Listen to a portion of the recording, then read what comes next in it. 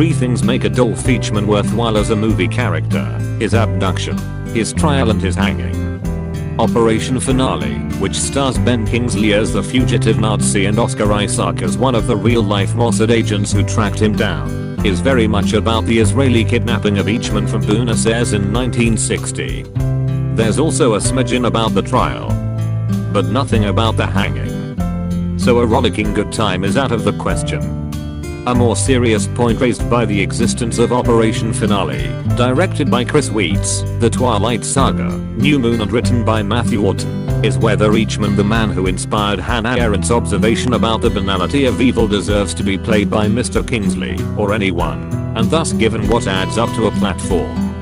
Eichmann isn't ennobled, per se, except for the implicit dignity he's given in being the subject of a rather well-budgeted movie, and being portrayed by the actor who played Gandhi and Frank's father and its Hackstern in Schindler's List. It hardly seems banal enough. If you can make the leap, Operation Finale is a serviceable thriller, kind of an Argo in Argentina, replete with ornate preparations, plans gone awry, and narrow escapes.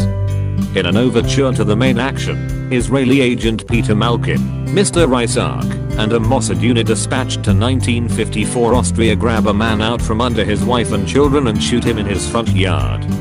Wrong Nazi, as it turns out, which is not just bad for the Nazi, but bad for Malkin, especially when Eichmann is discovered to be living in Buenos Aires. Israel then has to decide whether to violate Argentine sovereignty and kidnap altogether. Now the architect of the final solution, it's that kind of script. At the mention of Eichmann's fellow Third Reicher Josef Mengele, someone actually says, the angel of death himself. Late 50s Argentina is portrayed as a hotbed of Nazi sympathizers and actual war criminals, a place where Eichmann barely has to hide.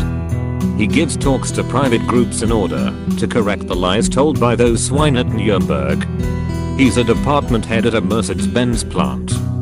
He takes the same bus home every day. He is a creature of bureaucratic habit, which may come across as ironic, given Eichmann's history as an administrator, but that's how Malkin and company managed to orchestrate his capture.